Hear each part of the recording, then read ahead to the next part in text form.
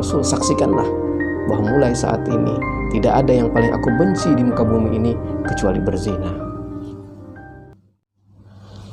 Assalamualaikum warahmatullahi wabarakatuh.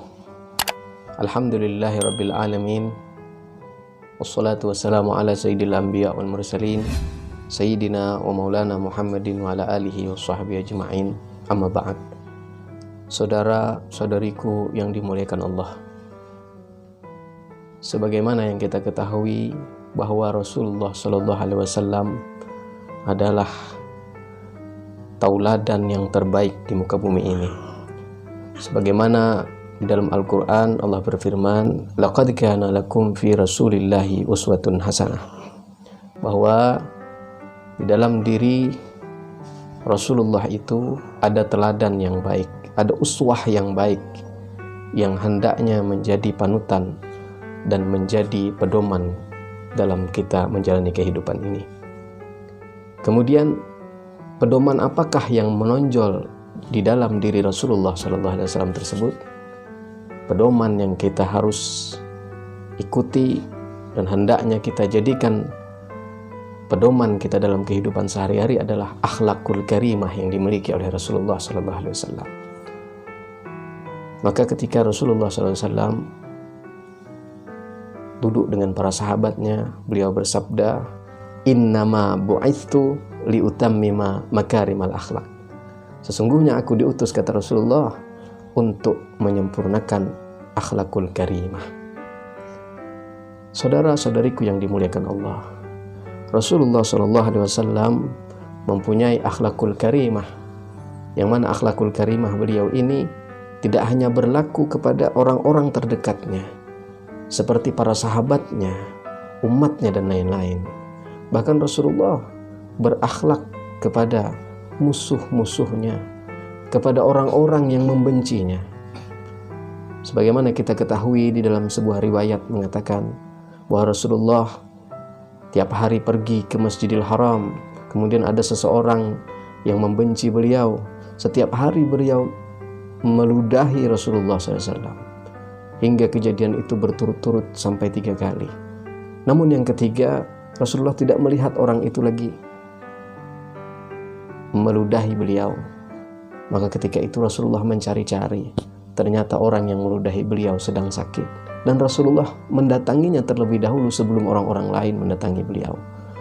Maka ketika itu orang yang membenci Rasulullah, orang yang begitu memusuhi Rasulullah, melihat akhlakul karimahnya Rasulullah, sekonyong-konyong orang tersebut akhirnya berubah dan bersyahadat di depan Rasulullah SAW. Itu akhlak Rasulullah terhadap orang yang membencinya. Kemudian akhlak Rasulullah kepada umatnya yang mungkin belum paham atau belum sampai ilmunya. Pada satu ketika ada seorang pemuda datang kepada Rasulullah. Kemudian pemuda ini adalah pemuda yang senang berzina. Datang kepada Rasulullah, kemudian bertanya kepada Rasulullah, wahai Rasul, saat ini aku ingin berzina, maka bolehkah ya Rasulullah? Rasulullah adalah seorang guru yang sangat bijaksana dan sangat mempunyai akhlak kepada murid-muridnya. Tidak serta-merta kemudian mendengar muridnya yang bertanya seperti demikian, lalu Rasulullah membentak bahwa haram, kemudian menyalahkan orang itu. Tidak demikian. Maka ketika pemuda itu bertanya kepada Rasulullah, bertanya, wahai Rasul, bolehkah aku berzina? Kemudian Rasulullah memanggil pemuda itu, suruh mendekat kepadanya. Kemudian Rasulullah bertanya kepadanya, wahai pemuda, seandainya engkau punya adik, atau engkau punya ibu, atau engkau punya kakak seorang perempuan, dizinahi oleh orang lain, bagaimana perasaanmu? Maka orang tersebut, pemuda tersebut pun menjawab, wahai Rasul, tentunya saya tidak setuju, tentunya saya sangat marah, tentunya saya tidak menerimanya. Maka begitu jugalah kata Rasulullah, perempuan yang engkau zinahi, pastilah kakaknya, pastilah orang tua laki-lakinya tidak senang dan tidak setuju dengan perilakumu itu. Akhirnya sang pemuda ini berkata di depan Rasulullah, "Wahai Rasul, saksikanlah bahwa mulai saat ini tidak ada yang paling aku benci di muka bumi ini kecuali berzina." Demikian akhlak Rasulullah SAW kepada umatnya, kebijaksanaan Rasulullah kepada muridnya, sehingga orang yang bertanya tidak merasa dipatahkan pertanyaannya, namun mendapatkan ilmu sehingga dapat sadar dan berubah menjadi lebih baik. Inilah akhlakul karimah Rasulullah SAW. Kemudian saudaraku, tidak hanya itu saudaraku. Pernah diriwayatkan dalam satu ketika ada seorang sahabat yang mempunyai onta, dan ontanya ini mengamuk seharian. Dan pemuda ini bingung, tidak bisa menghentikan amukan onta tersebut. Maka dikala dia bingung tersebut, dia teringat kepada Rasulullah dan minta tolong kepada Rasulullah. Dan Rasulullah pun datang memberi pertolongan kepada sahabat tersebut. Maka ketika datang, belum lagi sampai Rasulullah kepada onta tersebut, tiba-tiba onta itu sekonyong-konyong kemudian berhenti dari amukannya. Dan setelah itu Rasulullah makin mendekati onta tersebut, dan seolah-olah Rasulullah mendekatkan mulutnya ke kuping onta tersebut. Onta itu terdiam, dan dilihat dari kejauhan, ternyata Rasulullah sedang berbincang-bincang dengan onta tersebut.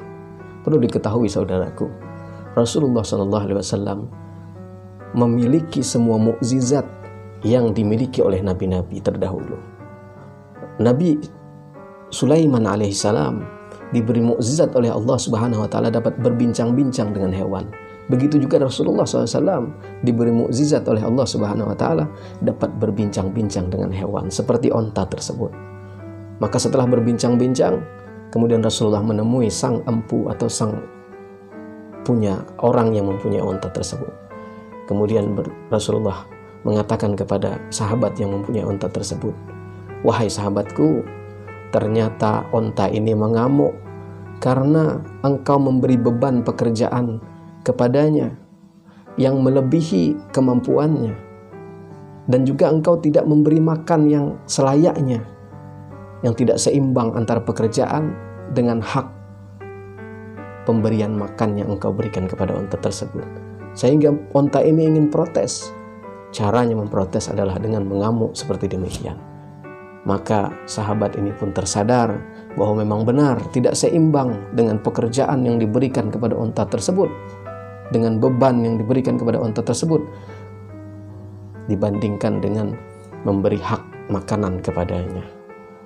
Maka lihatlah saudaraku, Rasulullah tidak hanya berakhlak kepada musuh-musuhnya, tidak hanya berakhlak kepada murid atau jamaah atau umatnya, tetapi kepada hewan sekalipun. Ketika melihat Rasulullah dari kejauhan langsung merasa tenang, langsung berhenti dari amukannya, karena pancaran daripada keagungan akhlak Rasulullah, karena pancaran daripada nyamannya ketika berada di depan Rasulullah SAW. Maka dari itu saudaraku, marilah sama-sama kita menjadi hamba-hambanya, menjadi hamba Allah Subhanahu wa taala, menjadi umat Rasulullah yang taat dan senantiasa mengikuti dan mempedomani segala gerik-gerik Rasulullah SAW. Mudah-mudahan yang sedikit ini ada manfaatnya. Wabillahi taufiq wal hidayah. Assalamualaikum warahmatullahi wabarakatuh.